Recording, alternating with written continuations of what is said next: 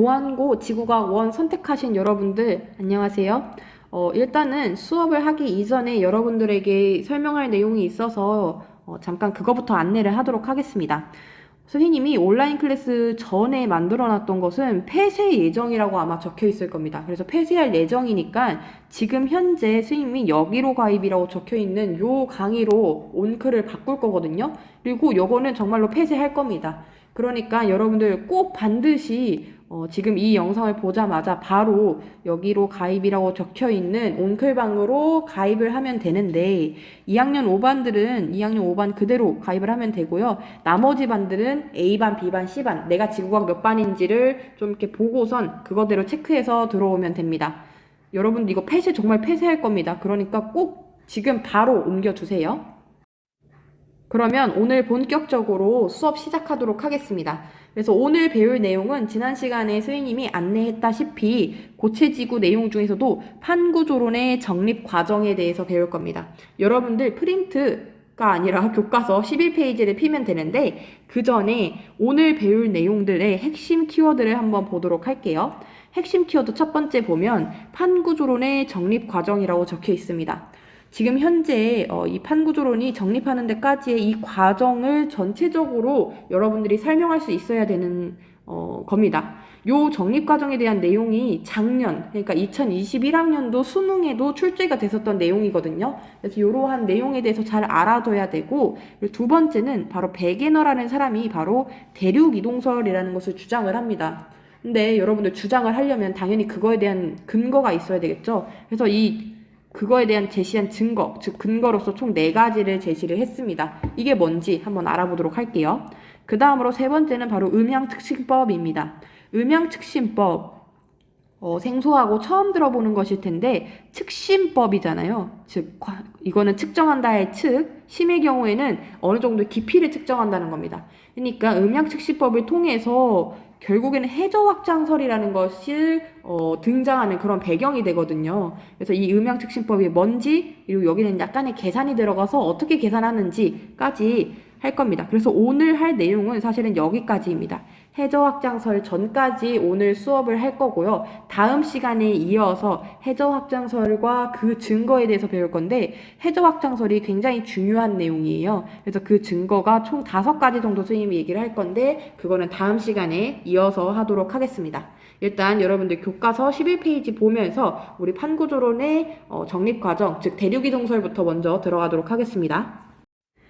자, 여러분들 지금은 과학기술이 많이 발전했고 우리가 판구조론이라는 것을 학교에서 배워서 알고 있겠지만 한번 가정을 해봅시다. 여러분들이 이러한 판구조론에 대해서 전혀 모르는 상태에서 살아간다면 과연 우리가 지금 내딛고 있는 이 땅이 움직인다라는 것을 쉽게 받아들일 수 있을까요? 당연히 아닐 것 같지 않나요? 그래서 이러한 것에 대해서 옛날 과거 사람들은 땅이 움직인다, 지각이 움직인다 이런 거에 대해서 전혀 생각하지 못했습니다. 대륙이 움직인다. 하지만 베게너라는 사람이 대륙이 이동하는 것 같은데 라는 것을 발견하게 됩니다. 그래서 여러분들 교과서 11페이지에 여기 판구조론의 태동 여기 부분이 바로 베게너의 대륙 이동설에 대한 내용입니다. 이동설. 그래서 베게너의 경우는요, 주장을 했었던 게 뭐냐면, 베게너가 주장했었던 게, 과거에, 여기 과거의 모든 대륙들이 하나로 뭉쳐진 초대륙이 있었을 것이다 라고 주장을 합니다. 이 과거라는 거는요, 고생대 말쯤을 얘기를 하고요. 고생대 말쯤에는 요런 식으로, 이게 베게너가 바로 예상을 한 모습이거든요. 모든 지금에 있는 이런 대륙들이 다 뭉쳐져 있다. 그래서 이것을 초대륙이라고 부르는데, 이 초대륙이 있을 것이다 라고 주장을 합니다. 그 초대륙의 이름을 여러분들 들어본 사람도 있을 것 같은데 판게아라고 이름을 붙이게 됩니다. 그래서 과거에는 이렇게 하나로 뭉쳐져 있던 초대륙이 지금 와서는 서서히 분리되면서 지금의 형태로 만들어졌을 거야 라고 주장을 합니다. 그거에 대한 근거가 여러분들 12페이지를 피면 나와 있는데요. 한번 선생님하고 이 다른 색깔 펜으로 표시하면서 봅시다. 첫 번째는 바로 남아메리카 대륙과 아프리카 대륙의 해안선 모양이 비슷하다는 것입니다. 자, 요거는 지금 여기 첫 번째 그림을 보면요. 여기 아프리카 보이시죠? 여기 남아메리카 있습니다. 그래서 이 아프리카의 쪽에 있는 이러한 대륙의 해안선 모양과 남아메리카 쪽에 있는 이러한 해안선 모양이 굴곡이 굉장히 유사하네? 요것을 발견을 합니다. 이게 첫 번째 증거가 되고요. 두 번째 증거는 바로 여기 암석과 지질 구조가 연속적으로 이어진다. 요 내용입니다. 요 내용도 여기 첫 번째 그림을 보면 되는데요. 북아메리카 부분에 보면 이렇게 빨간색으로 뭔가 그려져 있는 게 보일 겁니다. 이게 바로 뭐냐면요. 북아메리카에 있는 산맥, 로키 산맥 요거 말고요. 에팔레치아 산맥이라고 있습니다. 에팔레치아 산맥. 그리고요. 이 유럽 쪽에 있는 요 산맥을 바로 칼레도니아 산맥이라고 얘기를 합니다. 그래서 요 에팔레치아 산맥과 칼레도니아 산맥이 지금은 사실은 거의 멀리 떨어져 있어서 연관성을 찾기가 힘든데 요렇게 자기가 생각했었던 이 베게너가 생각했었던 초대륙의 모양으로 합쳐줬더니 어느 일정한 그러한 연속성이 보였다는 겁니다. 이거 말고도 이러한 산맥의 분포 말고도 암석에서도 비슷한 암석들끼리 이렇게 뭉쳐져서 합쳐보니 마치 퍼즐을 끼워 맞췄을 때 딱 맞네라고 느끼는 것처럼 이렇게 암석의 분포도 뭔가 연속적이구나라는 것을 발견을 하게 돼요. 자, 세 번째는 멀리 떨어진 대륙에서 같은 종의 화석이 발견된다라는 것입니다. 그래서 여기 있는 화석 분포 두 번째 그림을 보면요. 메소사우루스라는 애가 이런 식으로 지금 남아메리카랑 아프리카 걸쳐서 분포하는 거가 보이고요. 글로소프테리스라는 화석이 이렇게 여러 대륙을 걸쳐서 분포하는 게 보이죠. 메소사우루스는요. 지금 생긴 것도 뭔가 악어처럼 생기지 않았나요? 얘는 얕은 물에서 서식했던 애입니다. 그래서 깊은 바다를 헤엄쳐서 이동하지 못해요. 이 글로소프테리스는 누가 봐도 지금 식물이잖아요. 그러니까 어떻게 보면 먼 바다를 건너서 서식하기가 힘든 애들이 이러한 화석에서 분포의 연속성을 보였다는 겁니다. 그 다음에 네 번째 증거 한번 봅시다. 자, 여러 대륙에 남아있는 빙하의 흔적과 이동 방향이 바로 네 번째 증거가 됩니다. 그 내용이 여기에 있는데 일단 빙하의 흔적에 대해서 먼저 선생님이 설명을 하면 여러분들 인도라든가 뭐 이러한 부분의 경우는 아프리카 뭐 아래쪽이라든가 뭐 인도 특히 인도의 경우에는요 거의 적도 근처에 있거든요. 근데 인도에 이러한 빙하가 과거에 있었던 흔적을 발견을 하게 됩니다. 그렇다는 것은 약간 인도가 과거에는 극지방 쪽에 있지 않았을까? 이런 생각을 할 수가 있겠죠. 그리고 또한 빙하의 이동 방향을 우리가 알 수가 있는데 어떻게 알 수가 있냐면 빙하라는 게 여러분들 그냥 물에 둥둥 떠 있는 빙하 말고도 이렇게 지각이 이렇게 대륙이 있으면요. 대륙 위에 땅 위에 이렇게 빙하가 있죠. 이 빙하가 성장을 하게 되면 점점점 그 몸짓을 키울 텐데 그냥 몸짓을 이렇게 쓱 하고 키우는 게 아니라 아래에 있는 요 땅과 마찰을 하면서 점점점 자기 몸을 키웁니다. 당연히 땅하고 마찰을 하게 되면 여기 있는 뭐 이렇게 뭐 알갱이 같은 것들이 있겠죠. 입자들이 있을 텐데 이 입자들이 이 빙하를 긁어요. 그래서 그 긁은 흔적을 보고선 빙하의 경우가 어느 방향으로 성장했는지를 알 수가 있는데 그것을 통해서 한번 연구를 해봤더니 요렇게 어느 한 방향에서 퍼져나가는 듯한 그런 모양의 빙하의 그 이동 방향을 발견을 했다는 겁니다. 그래서 이거를 어떻게 보면 자기가 생각했었던 이러한 판게아 모습으로 짜맞춰졌을 때는 다 딱딱딱 들어맞는 퍼즐 같다라는 것을 베게너가 발견을 하게 되는 거죠. 이 베게너가 이렇게 총 4가지의 의견을 주장했음에도 불구하고 대륙이동설은 받아들여지지 않습니다. 그 이유는 바로 무엇이냐 하면 자 여기 부분은 여러분들 조금 체크해둬서 알아둘 필요가 있는 부분인데 바로 베게너가 대륙이동을 하게 하는 그 원동력을 설명하지 못했기 때문입니다. 그래서 사람들이 그래 너의 주장 잘 알겠어. 그런데 왜 대륙이 이동하는데? 라고 물어봤을 때 베게너는 뭐라고 주장을 하냐면요. 바로 지구가 이 자전함에 따라서 자전에 의한 원심력 때문에 대륙이 이동하는 거야. 혹은 기조력 때문에 대륙이 이동하는 거야. 라고 설명을 합니다. 자, 이 원심력과 기조력에 대해서 스님이 대략적으로 설명을 하면 지구의 경우에는 이 자전축을 중심으로 해서 자전을 하죠. 자전을 하는, 즉 원의 운동에 이렇게 회전하는 운동은 당연히 원심력이 발생을 합니다. 이 원심력에 의해서 그래서 말했던 것이 이 원심력에 의해서 대륙이 이동할 것이다 라고 설명을 한 거고요. 기조력이라는 게 뭐냐면요. 여러분들 조력이라고 들어보지 않았나요? 조력 에너지, 조력 발전 뭐 이럴 때 들어봤죠. 즉 태양이라든가 혹은 달과의 인력에 의해서 우리 밀물썰물 나타나게 하는 그 힘이 기조력이에요. 그래서 그러한 힘에 의해서 이동했을 거야 라고 얘기를 하지만 사실은 요 힘만으로는 대륙이 이동하는 그 원동력을 설명하기에는 너무 이 힘이 작았던 거죠. 그래서 사람들이 너 말은 말이 안 돼 해서 받아들여지지 않고요. 베게너가 되게 비운의 과학자인 게 그래서 자기가 끝까지 이 대륙 이동이 했다는 것을 더 결정적인 증거를 찾겠다라고 해서 여행 같은 것을 떠나지만 결국에는 어디 빙하인가에서 결국에는 죽었다고 하더라고요.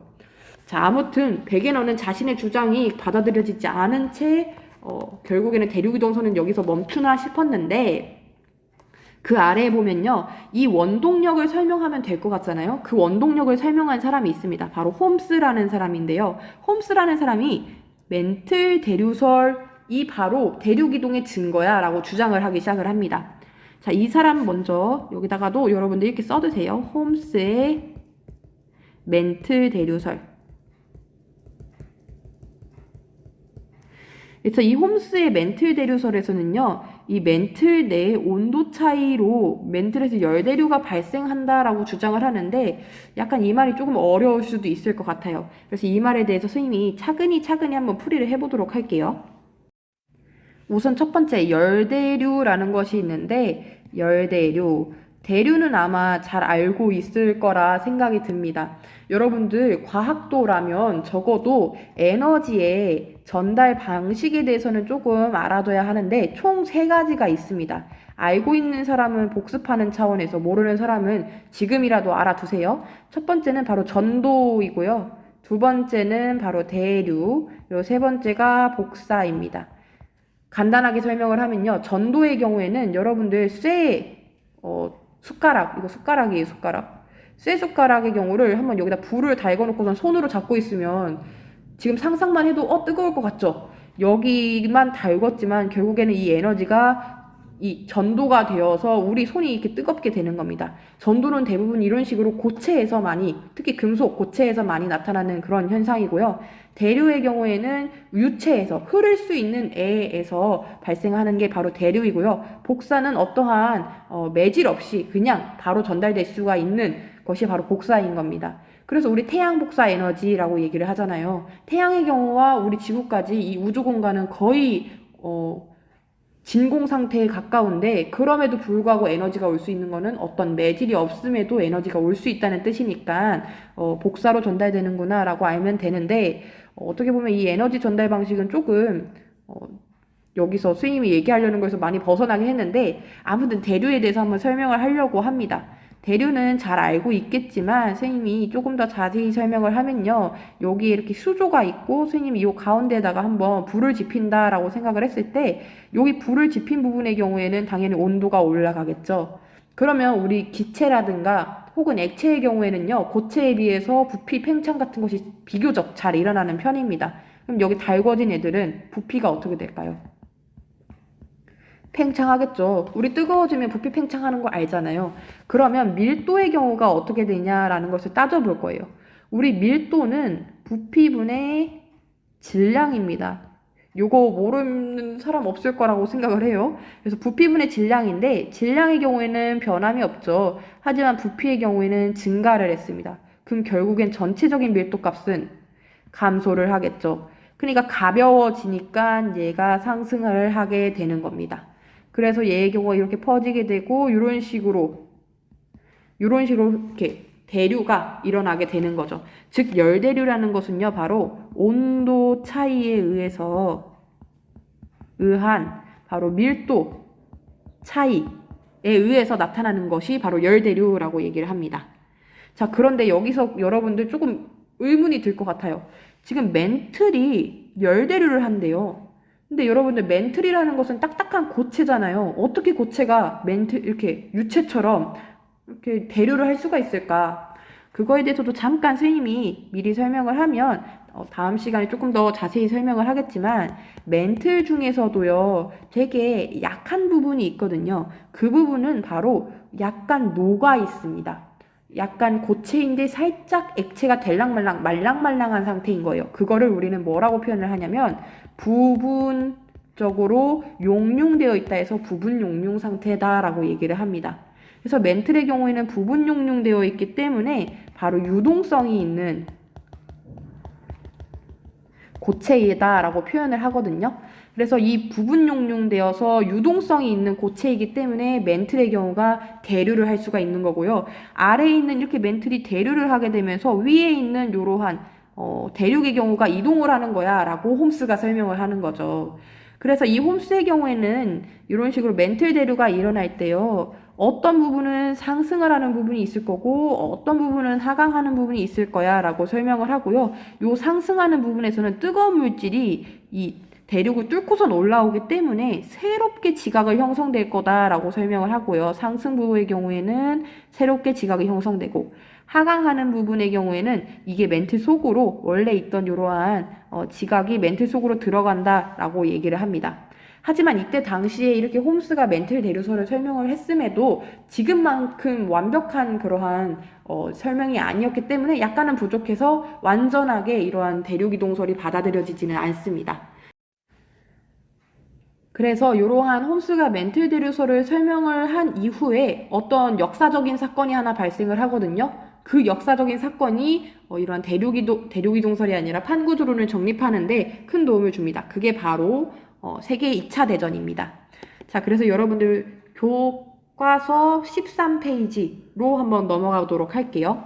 자, 1960년대 여기를 보면 그 초에 헤스랑 디츠라는 사람이 바로 해저 확장설을 제안을 하게 됩니다.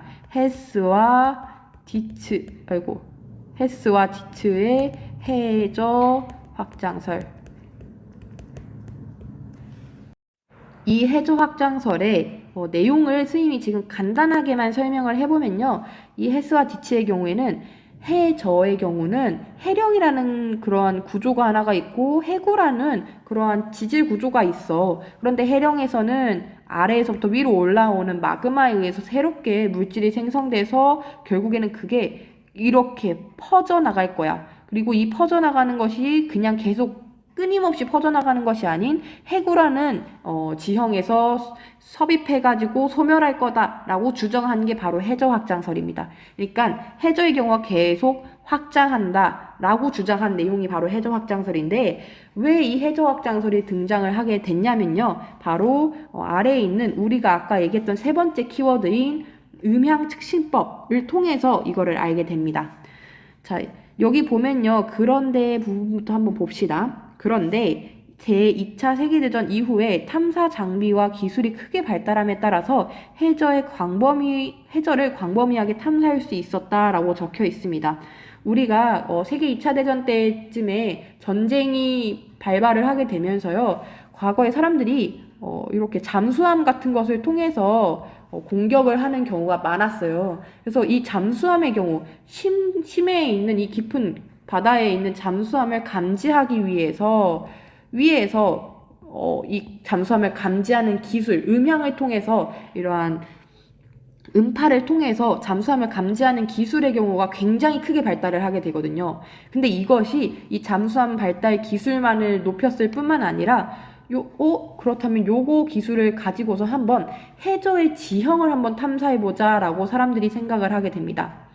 과거의 사람들은요, 해저의 지형이 그냥 평탄하고 아무것도 없을 거라고 생각을 해요. 하지만 실제로 이 음향측신법을 통해서 측정을 해보니 해저에도 이러한 굴곡이 있었다는 겁니다. 어떤 거에는 큰 산맥이 있고 어떤 거에는 큰 골짜기가 있고 뭐 이런 것을 발견을 하게 됩니다.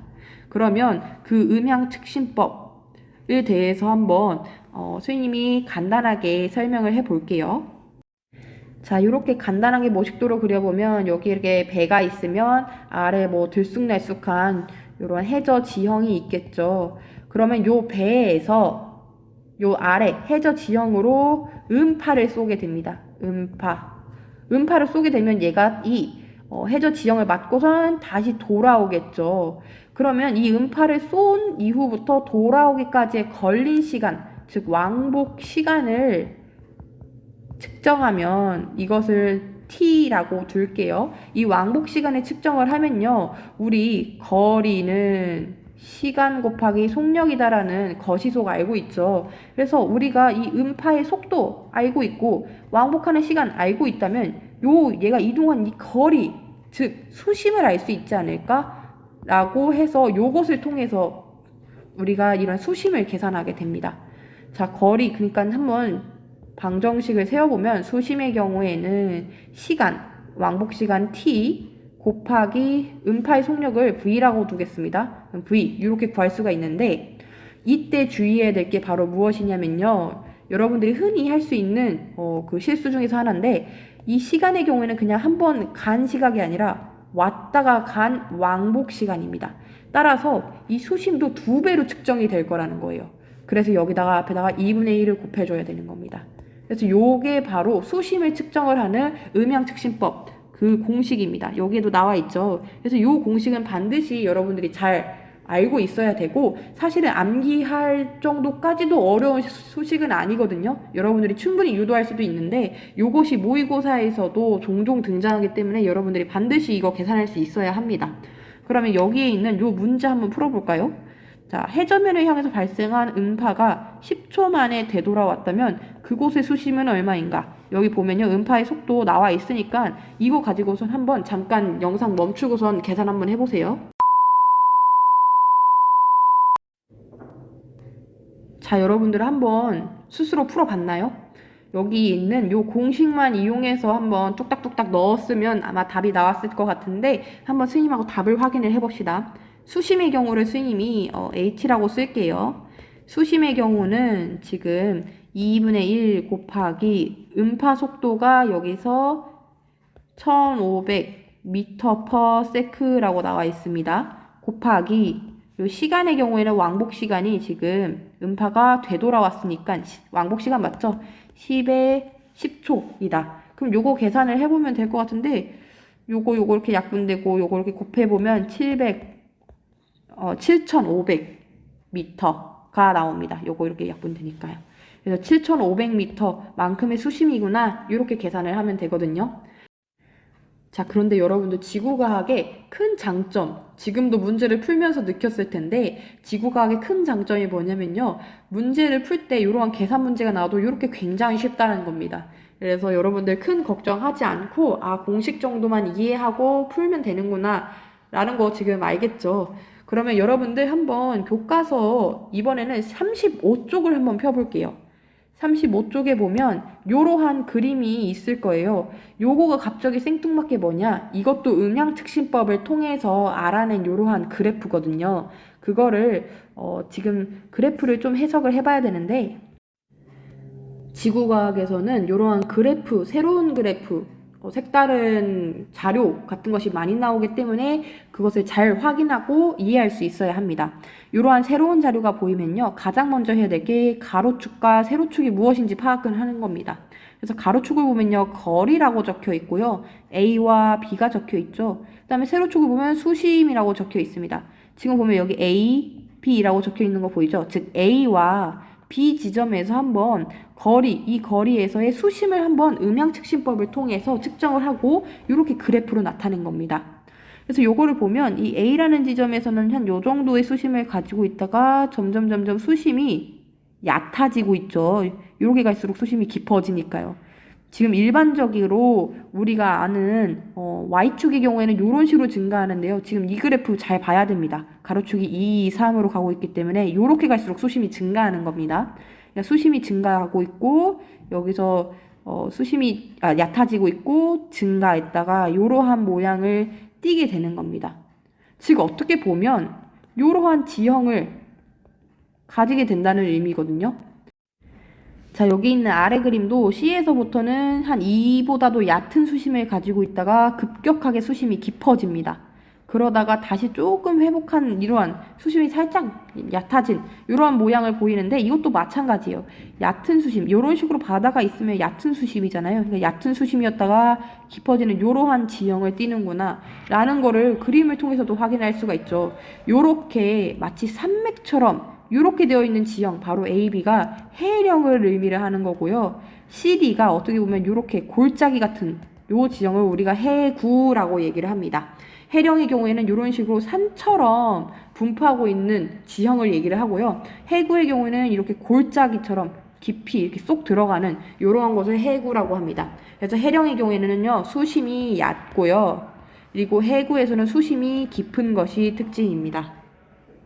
자, 그러면 요 그림에도 한번 적용을 시켜볼까요? 지금 여기에 있는 요 지형, 지금 선생님이 그림을 그려놔가지고 잘 안 보이는데, 여기 살짝 이렇게 보이는 거 보이죠? 요러한 지형, 이 바로 해령이라고 얘기를 합니다. 그 다음에 여기 보면 이런 식으로 골짜기 보이죠? 여기를 바로 해구라고 한다. 여러분들 다음 교과서, 그러니까 14쪽을 한번 보면요, 이러한 탐구 수행이 나와 있는데, 요거는 뭐냐면요, 그냥 여러분들이 직접 음양특심법 그 자료를 가지고서 한번 엑셀로 그려봐서 지형을 파악해보자, 이런 탐구 활동인데, 하지는 않을 거고요. 이런 탐구 활동이 있구나 정도로 그냥 한번 쓱 보고 넘어가면 됩니다. 그래서 오늘 수업 진도는 여기까지인데, 그래도 한번 우리 오늘 했었던 거 잠깐이라도 되짚어보면서 뭐 배웠는지 볼게요. 첫 번째로 우리 백예너의 대륙이동설 배웠었죠. 그래서 대륙이동설의 증거, 그러니까 증거가 뭐가 있는지 4가지 배웠었고요. 얘의 경우가 한계점이 있었죠. 바로 원동력을 설명하지 못했다. 이런 한계점까지 같이 알아두면 되고, 두 번째로는 멘틀 대류설, 바로 홈스라는 사람이 주장을 했는데, 이 멘틀 대류설 하면서 스님이 열대류라는 거 설명을 했었고, 또 멘틀이라는 것이 부분용융되어 있다, 이런 거 설명했습니다. 그리고 세 번째는 이 멘틀 대류설에서 해저확장설 사이에 있었던 이 음양측심법, 측심법 에 대해서 배웠습니다. 음양특심법 공식이 이런 식으로 된다라고 얘기를 했었고, 이 공식은 사실은 그리 어렵지는 않았지만 반드시 잘 알아둬야 하는 그런 내용이라고 했습니다.